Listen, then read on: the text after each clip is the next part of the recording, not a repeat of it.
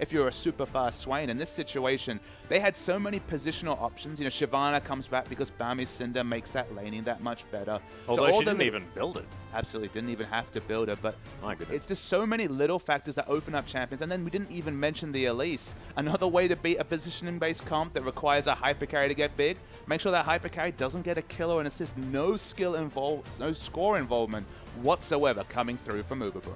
Yeah, and Team Immunity now thinking about whether they want to ban away the Kalista again, make this an identical ban phase than the previous series, and that has to play into Chiefs' hands because, I mean, they were more than happy with what happened in the picks and bans. I mean, the Kalista being banned away, and there it's by Immunity both times.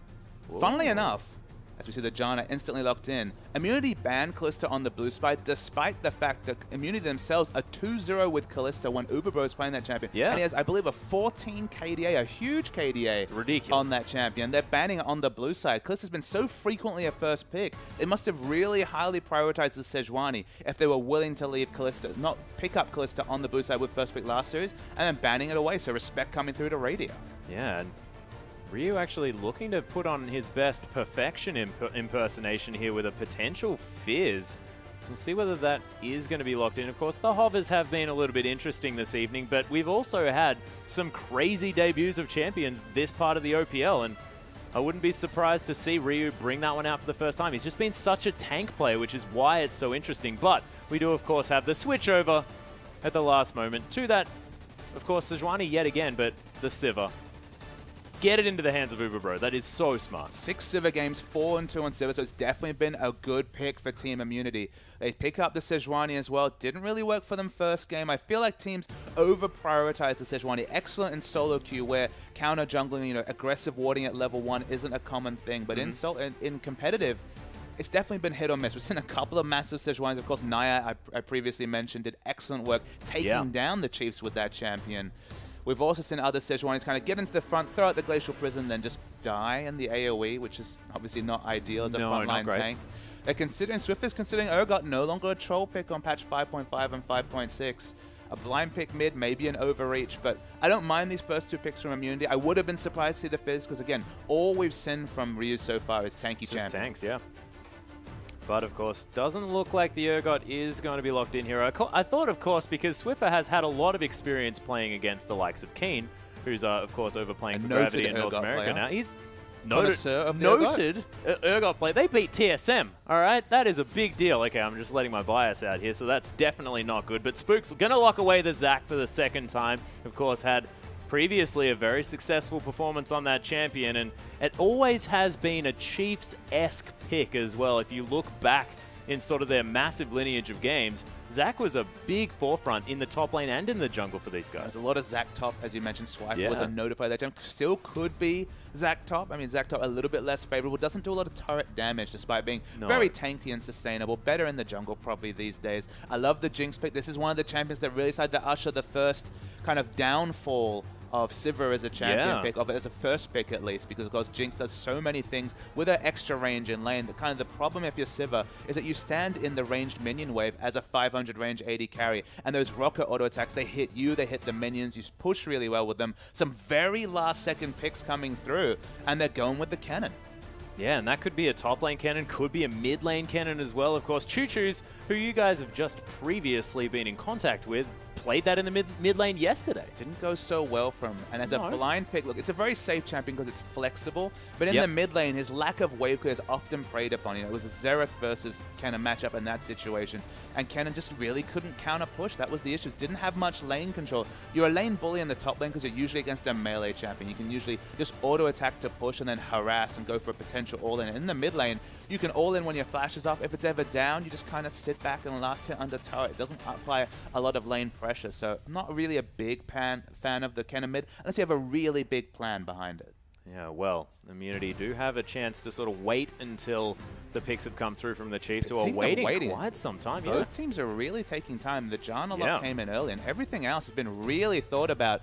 Athene's buffs come through. You know that Swiffer wants to make Orianna work, probably his favorite champion, and they lock it in, and suddenly You got a ball carrier, and you've certainly got the master of control mid laners in Orianna. And I love this so much as well. So much comfort for every single one of these players.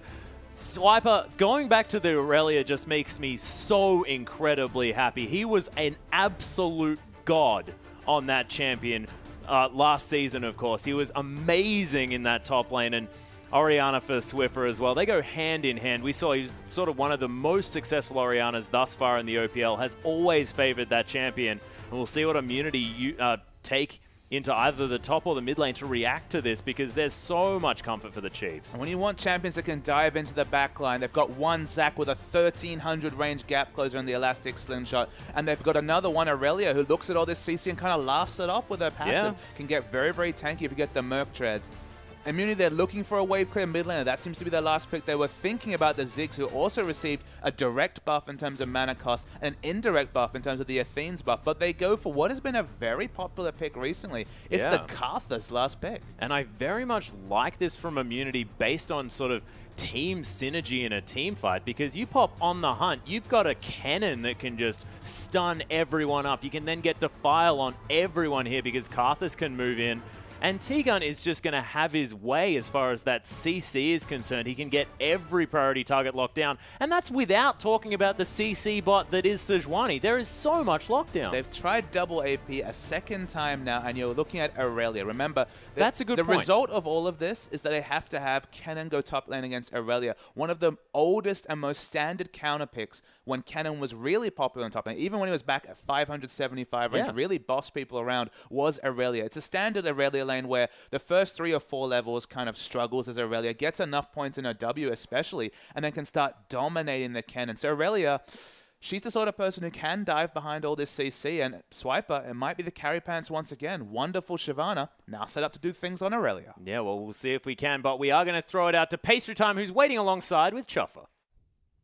Thank you very much, Atlas. And yes, I am here with Chuffer, of course, to support for the Dials. And we're going to break down a couple of things in that champ select there. So pretty interesting stuff, obviously, now moving into game 2.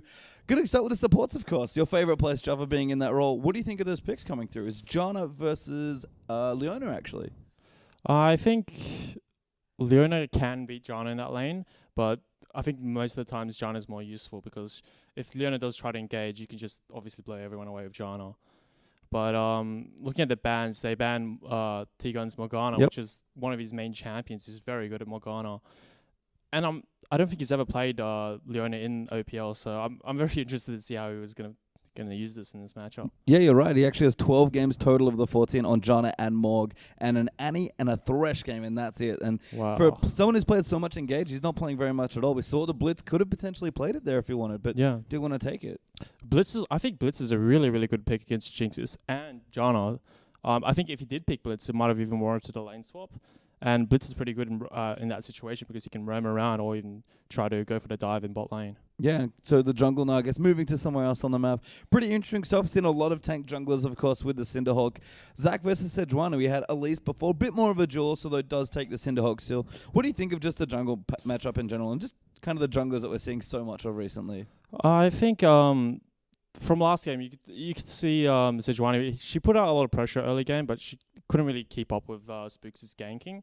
And I think Zac has a lot more stronger pressure ganking early game, because he can bypass wards and gank bot lane or mid lane pretty easily. So I'm gonna think Spooks is the better pick right here, and he's probably gonna give Chiefs the early game that they need in this matchup. Yeah, we talked about the bottom lane a bit, so talked about the supports. Let's move to the 80s, actually, because you used to be an 80 player for your team, actually, a long time ago. So we've got Jinx versus Sivir, a matchup we used to see a lot of when Sivir was really popular in the OPL. Chiefs have a lot of peel for Jinx, which is good. She needs peel. They have Janna, they have Orianna shield, they have Zac to disrupt them in the during fights. But Sivir is kind of like a standalone carry. She can just ulti and do her own thing. And Sivir is really strong, but I think Jinx might be stronger than her in team fights, just because once she gets her crit items, she can easily outrange Sivir. Yeah, I mean, the lane matchup's just kind of awkward as well. Sivir's super short range, Jinx with the rockets, has some pretty long range, so he can definitely harass. I mean, as far as comps go, I think Chiefs just might have drafted a little bit better. The Karthus pick especially, to me, feels very out of place, even though it does suit Cheese there in the mid lane? Well, I feel like Immunity, they built up a really strong wombo combo team, and the only thing they needed to worry about was Orianna's ulti. And in saying that, Chiefs also have a lot of other things like Zac ulti and Jinx rocket and all that stuff to re-engage. So I do agree with you that I think Chiefs have a better comp here, but I think Immunity have a chance to take out team fights like really convincingly, like 5-0 with the wombo combo. Yeah, you mentioned Wombo. They've got Cannon in there as well, so lots of opportunity. What are we looking for maybe in the early stages for both these teams as they sort of try and get ahead, especially Immunity, of course, who have started down a game now? I think they want to kind of get to the mid game with a sensible item lead, but I wouldn't play too aggressive early game because the Zac I think he puts out more pressure than the Sejuani, and if they get too behind, they won't be able to do much in the mid game. Yep, awesome stuff. But with that, we've got a game to play, guys, so let's jump straight onto the Rift. Thank you very much, Pacer Time and Choffer, for that valuable insight. And, of course, I'm excited about this jungle matchup as well because, of course, Zac early on, Spooks early on, let me correct myself, just so frightening. I mean, obviously the damage really isn't there early levels from the Zac, but at least level 4, when that elastic slingshot really starts to level up towards the 1300 range, not to mention stretch level Armstrong. 5. And the stretch up, I mean, the CC he puts out is always to be considered. There's a lot of damage in the lanes as well, at least from Swiper and Jinx early. There's a lot of potential for Spooks to take over a game. It wouldn't be the first time. Oh, it certainly wouldn't. But ladies and gentlemen, game 2 now between the Chiefs and Immunity. And Immunity looking to try and get back into this one. Of course, the morale cannot be high after that pretty quick first game, but we'll see whether they can turn this one around because, of course, if anyone can do it, it's the vocal, it's the emotional T-Gun to really help them get through this one. But so far, defensive fan from both sides. It looks like no lane swaps looking to come in this time. And look, another mention, you were talking about firsts, Atlas. The first OPL win for Orianna was, in fact, Chief Swiffer after multiple losses. Ryu's caught. Yeah, that's actually Elastic Slingshot being taken first here by Spooks. A lot of damage down. Radius come through as well. Ryu is going to have to flash over this wall. The rocket, the double flashes to come in. The ward's down. He's actually taken Lightning Rush. Ryu's going to be safe. That is 2 flashes for 1. That is a big win for Team Immunity. It was so close not to be, and they committed very fast. He didn't even use a potion. But you know what the consideration was there? That was a mistake from Swipe because he did not ward that bush. It was a potential he was in auto attack range when he flashed over. If he warded the try instantly, they might have been able to get the auto. But the result is 2 flashes for 1. Immunity will take it. They even get some aggressive wards down during all the commotion. Wow. I think the massive thing here as well is the fact that Spooks had to take his Elastic Slingshot first up. I mean, it's definitely not ideal. You usually pick it up at level 2. Your consistent damage isn't that high, even with attack speed runes. And his jungle path is going to be predictable because after all that, Ryu did get the ward down to get this vision. Swiper's going to have to help. He has the E as well. The early jungle, it's definitely going to be delayed. The levels you would have expected at, say, 4 minutes, going to be delayed coming from Spooks. Yeah, Spooks, of course, now has the level 2, so he's going to be able to pick up that W for a lot more consistent damage, but it's going to be potentially a little bit more difficult without that stretching strike. I mean, in general, there's a lot of timings to consider in the early game. We've talked a lot about this. Jinx, Janna, is one of the strongest lanes against Sivir just because Sivir doesn't really have an option when it comes to auto. She cannot auto-attack harass with the ranged form, the rocket launcher form from Radius. So it just has to sit back, kind of seeds lane control. We'll be able to push out this wave. Orianna versus Karthus is just a split farm lane. It's just, you know, some mages trying to farm up in the mid. Whereas in the top lane, it's on a timer in terms of Aurelia getting to level 5, level 6, and being able to overpower this cannon.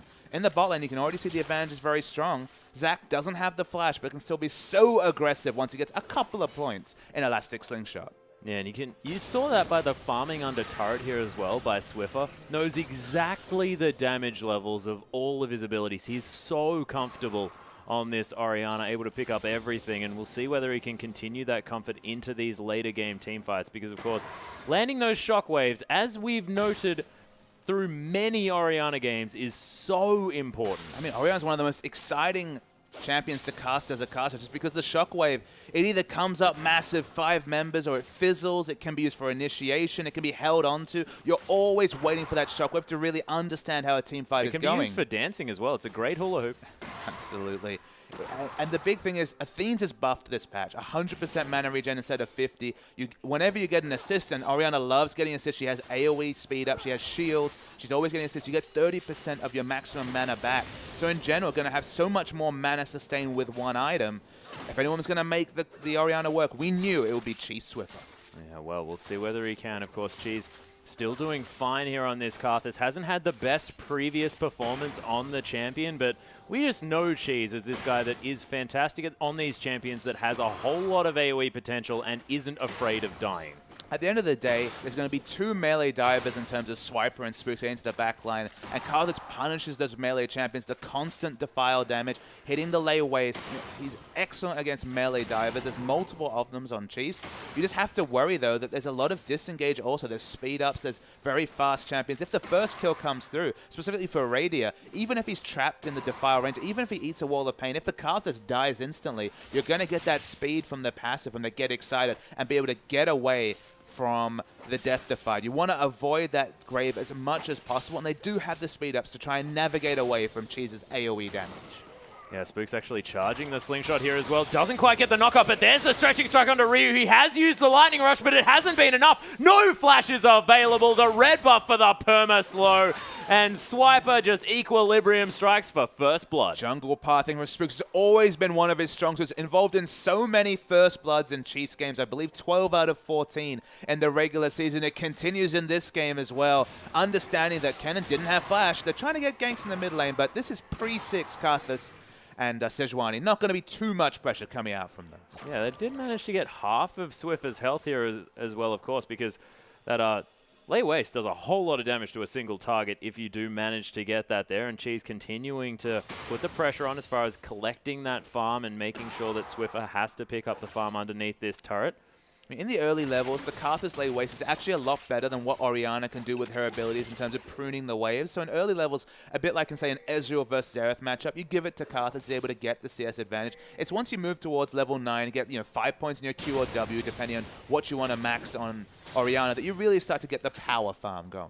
Yeah, Zahi is going to be able to lock down this Scuttle Crab as well, so Rift's got the vision available for immunity now, as well as Spooks is taking down these Raptors. Cheese now with more pressure onto Swiffer, who is now forced to use the flash. Does actually have the shockwave available. Zahi taking a lot of damage. Clockwork wind up doing some work as well. Was that double flash instantly? It was from immunity. Spooks getting all the respect today. I mean, the Elastic Man coming from out of vision gets double flash. I don't think there was the damage to deal with it. In bot lane, seeing some trades as well, but I have no idea why Cheese especially fun. He had exhaust if things were getting a bit hairy. The shockwave was already down, but the respect flash suddenly going to have to play so passively in the mid lane. Hey, if there's a gigantic purple man coming out of the sky, I would probably flash away as well. I mean, this is the highest level competitive player. I have to feel like they'd be able to judge the fact there wasn't enough damage there to take either of them down from full health, but the result is 2 flashes down, so definitely a success. Yeah, doesn't quite manage to land the knock up here in the top side, but Lightning Rush is used by Ryu. Now has the flash available yet again, and that was what Spooks wanted to get out here as the wave going to start pushing again. It is just ludicrous to me, Atlas. Sorry to cut you off. Zach's actually 5 CS ahead, despite the fact he seems to be flying into a lane every time the cameraman moves. And he's actually going for that Chilling Smite here as well, so making sure that he can have as much ganking pressure as possible. I mean, how he's being able to balance CSing with ganking, this is one of the reasons why Spooks is one of the top junglers in the Oceanic scene and has been for so many years. His balancing act, his pathing, the fact that every gank blows a flash or applies so much pressure, that's all off the back of excellent jungle play from Spooks. Well, speaking of jungle play, the Dragon going to be started now for immunity. They noted the fact that the Chiefs had gone back, especially on that bottom side of the map. And T-Gun helping out with some sunlight. Uberbro with a fair bit of consistent damage now with that BF sword. And the first Dragon going to fall here for immunity right under the noses of the Chiefs. But Kennen is in vision, so they will have the exact timer of this Dragon. First Dragon, it's a nice thing because it's not the old Dragon. It doesn't give you the global gold. It doesn't necessarily help you landing too much just because you don't have the flat stats for the percentage to be a big deal. So Chiefs, with all the pressure they put out, they'll take that little disadvantage of giving up the first Dragon. Yeah, and we spoke about sort of the priority that immunity and the Chiefs both put on this Sivir pick, and we also discussed that Jinx has an easy time in that lane as far as that matchup is concerned. But you can see actually Uberbro doing quite well as Cheese is going to get knocked up here as well. There's the Let's Bounce, the Shockwave, easy as you like, and Cheese, he's going to fall. We'll see whether Spooks is going to get that passive propped as Transcendent Blades actually in the top lane here as well. It's a nice stun to come through from Ryu, but the Blade Surge was held onto here by Swiper. He really wants to get this kill. The flash for the last auto attack and the 1v1 kill. This is what I was talking about. This is the Aurelia player we've known from Swiper. And look, Swiper is a noted Aurelia player, definitely comfortable in that champion. I have to question whether Ryu is comfortable on Cannon. He had the ultimate available the whole time and never used it for a potential stun, and he falls down. Yeah, there's actually a Shield of Daybreak and the Solar Flare as well under Radiant. Forced to use that flash. The Ignite's ticking down. There's the ultimate to come through from Cheese. Super Mega Death Rocket just because you can, but that is going to be the first kill for the Karthus. Zach's channeling up. Spook's still fairly low health. I believe he still has his passive really little available. Yeah, he still has his passive, though, so still has a faux Anivia Rebirth in that passive, so could have still chosen to play aggressively. Chooses not to, probably smart. Karthus, when he fell in mid, you know what he was thinking, Alice? He was thinking, wish I had my flash. Yes. Well, let's not bring that back up. That's a bit mean, Papa Smithy. It's just all I can say. It was too defensive a flash, and he's going for this late game build. Now got the Catalyst and Tia. This Karthus, in terms of those first uses of the Requiem, just got a kill off the back of it, but the next Requiem, the damage is certainly going to be fairly delayed, and it's going to be a 25-30 minute power spike for the Karthus, rather than a much earlier rush of the Rod of Ages. Yeah, and Swiffer more than happy to go for this. Athene's, as you mentioned, now has been buffed, is feeling like a much better item choice, and Swiffer more than happy to pick up this Orianna yet again, but still behind in farm. Cheese has been doing a fantastic agricultural display this game. Agricultural display, absolutely. I love the terms there, Atlas. We're going to see a lot more of the likes of Orianna and Karthus in the mid lane, with Athene's being buffed. It's even more than that. It's the fact that the Grail, sorry, the first part of that, the 900 gold investment, yeah, before the you Chalice. get the Chalice investment, it's so much cheaper. Suddenly you have a defensive option that much earlier against the tough matchups like LeBlanc, the other AP assassins. You can be safe on champions like Orianna, and then you get the payoff of the buffed Athenes. Orianna, Karthus, of course Karthus not going to need the Athenes as much, but control mages with all these tanks, all these ball carriers, they look good. Yeah, and in comes Spooks here as well. The Let's Bounce is available, but he gets stunned up there by the Solar Flare. I am trying to turn this one around as Rosie. He's probably going to be the one to fall down. Actually doesn't die just yet. The Zap comes through onto Ryu as well. As Swiffer comes through from the backside, Uberbro gets a whole lot of health back, but Radier gets excited after Ryu falls down. It was a beautiful spell shield from Uberbro, but now T-Gun in trouble. And the Chiefs, that was looking awful, but somehow they still come out ahead. Yeah, they had the cavalry coming through Swiffer. He still has the ultimate. That cooldown hasn't been used. I feel like Ryu just thought that Aurelia was dead. She lived, and it's a 1-for-0 trade. Should be a turret as well. Yeah, and Spook's actually slingshotting himself under that one, so making sure that they're going to zone everyone out here as Radier gets excited one more time. Cheese, he didn't rotate, and you have to think that that was a large reason as to why they didn't win this team fight. And let's have a look again. I mean, it was a crazy team fight coming through. T-Gun was caught, you could say, but of course, multiple members coming through. I love the fact that Zai held on to the ultimate. He was only going to hit Spooks, the one member. The Slicing Maelstrom comes through. Rosie feels so low. Still lives, though. I guess Ryu must have miscalculated the damage upon him. And then the cavalry comes, able to get the pick without using the shockwave. That was an interesting thing. Honestly, there's no reason for Karthus to rotate. Rotational play is not Karthus' forte. Not really Swiffer's on Orianna either, but just, of course, has the speed up to be able to get there. The Requiem wasn't available, so he wasn't able to put out a helping hand. The result, though, is a kill and a turret for the Chiefs. And you have to hand it to Immunity here as well. They've got a whole lot of damage down onto that outer turret in the bottom lane here as well, just from their wave pressure in general. They didn't need to win a team fight in order to get that damage down, so Siva still doing her job. You can see even on items with Radier here as well, who has picked up a kill for himself. But Uberbro's just always had very consistent performances on this champion, and it looks to be happening yet again. Of course, had a 0-5-0 performance on the Cogmore, but now already has an assist to his name, so infinitely better. He's gone for the Avarice Blade also, has the matching AD items, then the Avarice Blade for a bit more investment banking, you know, going to work his way, bank his way towards that Infinity Edge fairly fast. Not to harp on about Ryu, which I have been doing this game, but Haunting Guys means that a Zhonya's or another teamfight item is going to be delayed, and while you're going to do good damage with that first Slicing Maelstrom, the enemy team first picked Janna. I don't really know, barring an amazing flank, how you're going to get that Slicing Maelstrom onto any priority targets whenever the Monsoon is available. I guess they have sort of 3 targets that they want to get out of the team, 4 targets that they want to get out of the team and on the hunt to get him back in there. But you're exactly right. I don't quite see how Kennan's going to keep himself in there without that Zhonya's to really stop the displacement from coming through. It's always been Janna and Alistar that were really the big deterrents to picking Kennen. Exhaust as a Summer Smell does work, but any displacement, whether it's the Headbutt, whether it's the Monsoon, even if you're able to interrupt the path with a well-placed Q, all of those deal with what Kennan's looking to, and the Kennen was picked after Janna. Janna was the first overall pick of the draft.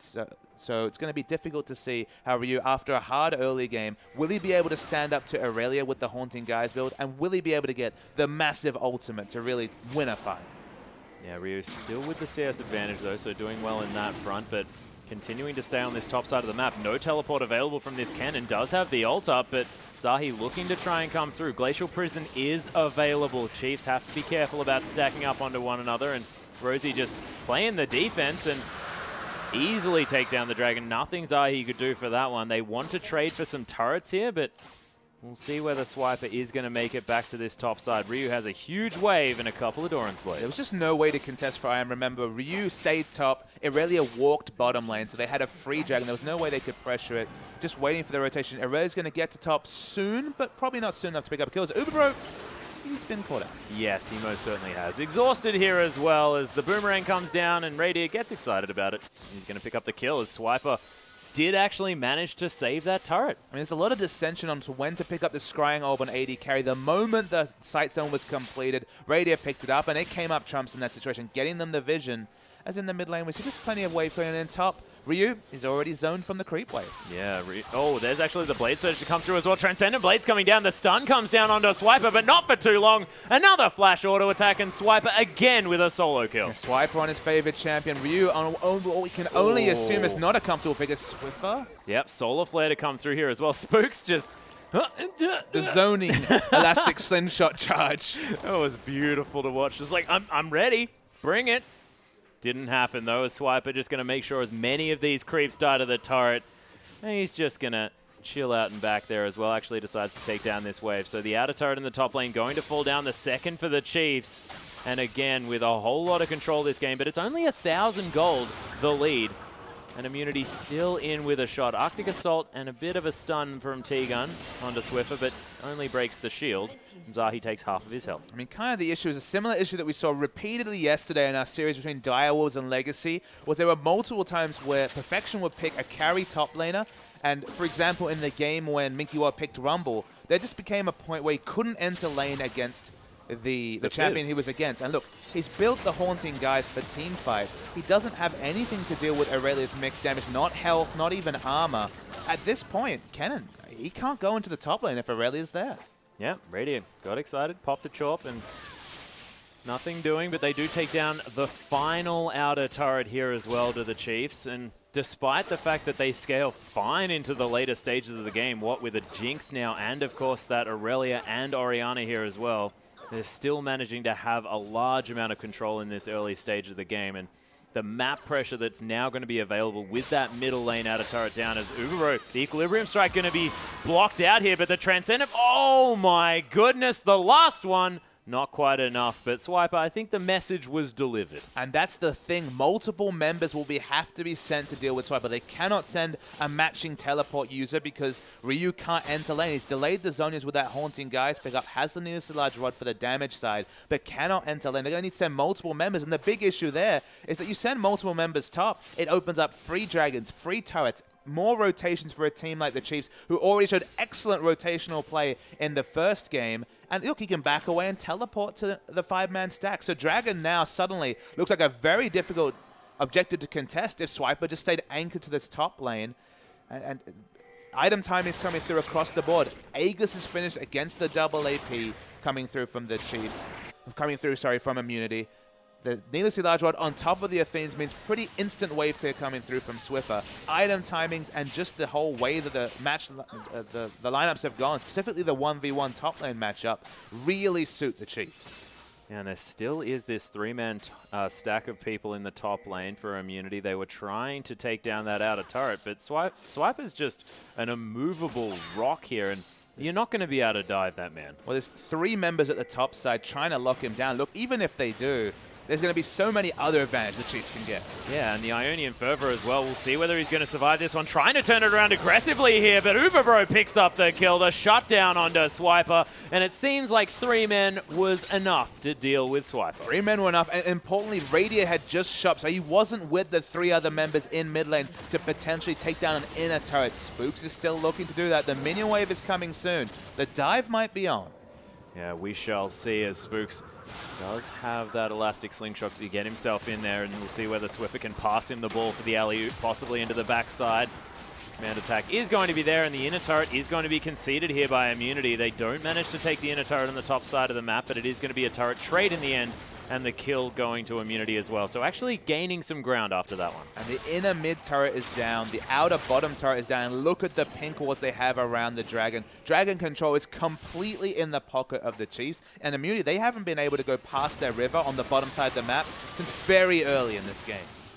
Yeah, but Immunity, I guess they still do have sort of the stall wave clear available from Cheese. They've now got the Sivir to be able to boomerang those waves as well. But talking about wave clear from AD carry, but Spooks, he's coming in, and Ryu at the back may have actually got launched into exactly where he wants to be, but not quite as Swiper comes through the backside. Super Mega Death Rocket doesn't quite find too much, but that's Jinx getting excited, actually flashing forward here as well. T-Gun forced to use that flash to get over the Flame Chompers as Spooks, no fear at all, just heading straight towards his team, taking down Swiper actually is Cheese on the backside with that Requiem. Beautiful use of the ultimate, as there's the Ricochet to come through from Uberbro, but he may have overextended. Swiffer trying to pick it up. There's the command attack for it, and T-Gun, he's going to follow as well. Double kill now for the Orianna. 3-0 and 3, starting to get going. 2 crazy acts of aggression between the AD carries. The flash chompers coming through from Radia to try and block the retreat, and then finally the flash in from Uberbro when he saw multiple low members. He was thinking triple kill there, Atlas. Oh, yeah. Couldn't quite pull it off. Big win for the Chiefs overall. I love the fact they went for the flank, teleport flank from Irelia. There's not been enough teleport flanking in the OPL so far. That's what Kennen wants to do in the late game, is maybe getting a bit of excitement thinking about the possibility from that. But the result is another teamfight win for Chiefs. Yeah, but Immunity sort of able to manage to get around to this Dragon a little bit earlier on. Rosie is going to be able to chuck a ward over. They do discover that this one's being taken down. He's taking a fair bit of damage here as well, as Karthus is going to come in. Those layways going to do a fair bit of work. Spooks wants to come through for the steal. We'll see whether he can land it. Doesn't quite manage to, as Zahi does redeem himself for previous solo queue performances. Cheese taking a fair bit here as well as the Boomerang comes back around. And the Chiefs unable to punish the take of the first Dragon, which is very... Oh, the Super Mega Death Rocket! I take it all back. Cheese gets caught as well, and that is 2-0 but the Dragon going to Immunity. The moment a pick comes, so you know that Get Excited means that Radiant will launch himself into the fight. Has red buff, already shown his aggression and willing to use flash chompers for engage. This is a Radiant that we have not seen before. Usually he's the safe, level-headed one at the back of the fight, but he's fighting right at the front. He is. Actually, Zap going to land onto T-Gun here as well, but not going to do too much damage, of course. Pretty tanky is the Leona, but my goodness, the Chiefs with no fear at all. They're taking down this Baron, and it's getting taken down quickly. Zahi and Cheese have only just respawned. Solar Flare not going to land any stuns, as Rosie just going to try and deter members. There's the 3-man shockwave to come through as Spooks launches himself into the fight. Cheese, he's respawned. Thank you very much for letting us know. As oh my gosh, Ryu just dies. Swiffer just zoning everyone away. The Baron falls down. Swiper launches over the edge, and Uberbro, he knows that he's dead. T-Gun probably has a similar idea. Command attack not going to find it though. The double kill for Swiper, picking up a reset. 15-3, massive gold lead for the Chiefs. 22.5 minutes into the game. It's looking like another one, Papa Smithy. Yeah, they're running over this Immunity lineup. Immunity again pick a scaling comp, and Chiefs go for the early aggression, even with champions like Orianna and Jinx that need a few items. I mean, we're not even mentioning Swiper and that need for a Trinity Force. They rotated so aggressively and forced so many choices. Immunity, the game's not over, but it might as well be. Yeah, it's looking very, very difficult. And we've spoken about Orianna's before. We're like, oh, if they just have that one item, not quite able to do what they need to. This is not a one-item Orianna this time. This is almost a 3-item Orianna at 23 minutes. That is so scary. 1,000 gold away from the voice up for the completed mid build, the 3-item power spike. Orianna doing a lot of work. Again, all of this comes off the back of excellent pathing from Spooks. Oh, yeah. In the early game, we noted the fact that he seemed to be balancing killing minions with killing champions, just being involved in lanes, blowing flashes like no other. His jungle pathing was far superior to that of Zahi. And again, the Sejuani pick, it's found wanting. It does one thing well. It does AoE CC initiates very, very well. But for the first 6 levels, you're just basically sitting there killing minions, hoping you don't see anyone in your jungle, because you can't really react to that. Yeah, T-Gun actually getting taken down by Swiper here, who just wanders casually out of that Solar Flare. Does manage to pop a little bit of speed, but Swiper picks up that kill easy as you like. The rest of the members of Chiefs going to take down this inner turret. And, I mean, T-Gun tried to turn that around, but Swiper's Aurelia, man, it's so aggressive. I mean, you might not know this, but Aurelia was nerfed this patch. Probably doesn't matter after a performance like this. Yeah, Let's Bounce coming through here as well. Uberbro taking a fair bit of damage with Spooks, just trying to stop them from getting near this turret. It is going to get taken down. Swiffer now unstoppable at 5-0 and 8. The base is broken. The Chiefs, they don't need to worry about more inhibitors. They've got the Baron buff. These Nexus turrets, not long for this world. And the Chiefs just putting on a demolition show today. Absolutely. Another excellent mid-game from the Chiefs. We don't expect anything less. T-Gun goes in for another shout. Dies again. Basically dying on spawn. And the rest of the team watching. Wow. Oh my goodness. Super Mega Death Rocket Shockwave to come through. Beautiful combo as Cheese forced a flash onto his fountain. The Nexus is exposed. There's a Requiem, but it's a Requiem for the end of the game. Cheese singing us out there as Immunity now down 0-2. A decisive performance from Chiefs once again, just running over Immunity. I repeat that word because that's what they did. Bulldozed over this Immunity lineup. Immunity, they really need to consider their picks. I think the pick ban phase let them down there. The cannon into Janna was never going to be happy. The cannon into Aurelia as well, not a happy matchup. Cannon into that was a bad idea. The insistence on the early Sejuani picks that really haven't been working for them. Immunity, you've got 1 game left to try and put up a fight, get a win in this best of 5. The important thing they need to do, get a bit of mid-game in there. Try and get the mid-game kind of down pat because the mid-game's being run away with by the Chiefs. Yeah, but we've got a replay, ladies and gentlemen, and let's just see how the Chiefs managed to take this one. All right, so the Chiefs, this began with Immunity pushing very aggressively. I think this is going to include some aggression will be probably the word used for Radio of all people, usually the passive person at the back. And Ryu actually gets in a decent position for a Slicing Maelstrom here as well. And he's level 11. He's got a decent stack of AP and magic penetration, so we'll roll the tape. Immunity have been trying to poke through as Spooks comes in for initiation. I love the flank initiate coming through from Array. It's not cannon though, so of course only has single target, will fall down. But the moment Radiant gets excited, he goes crazy, sees multiple members and flashes for the Chompers. I never expected to say that when we're talking about Radiant, but that's what he goes for at this point. They use the Requiem just for disengage. They want the team to back away. They pick up Swiper as well, so it's doing double duty. T-Gun, look, this when Uberbro notices the low health members, he flashes in. They don't have wards in that brush. And the heal. It would have been big, but yes, the heal bait comes with. They don't have wards. They probably lose at least 1 auto attack. So it's 2 kills coming through on the backside for Orianna. And the mid game again is the big thing, and they run away with the game. Yeah, it's just beautiful play here as well. But the Chiefs also able to use a late game comp in the same style, this strangling style where they take down so many early turrets. But we're going to throw it out to pastry time. Hey guys, we're here, of course, back for a bit of post-game analysis. And I'm here with Choo Choo's back with the mid laner for Legacy. Incredible game 2 there coming through for Chiefs, who just look almost unstoppable at this point. Yeah, definitely. I mean, that game was over within 10 minutes, I think. Yeah, I mean, just so much interesting stuff to talk about in the early game especially. I do want to go back a little bit, actually, to the draft almost. So we've got mid lane. I know you love the mid lane, of course, being a mid lane player. But Cleanse there, being the pickup for Swiffer. I don't know, you're a big fan of this summoner spell. Yeah, I mean, what do they have? They had like Leona, Sejuani, Sejuani, like Cannon ults as well. I mean, there's so much CC, and Cleanse, I think, like as good.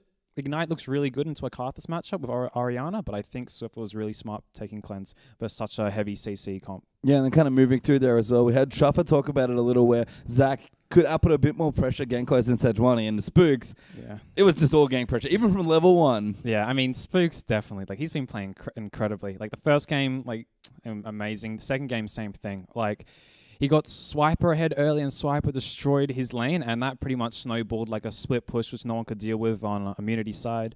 And then he did some amazing elastic slingshots in so many team fights, and Rady could just clean them up. Yeah, I mean, the top lane matchup's sort of interesting. Aurelia, I think, eventually gets to a point where she's good against Cannon.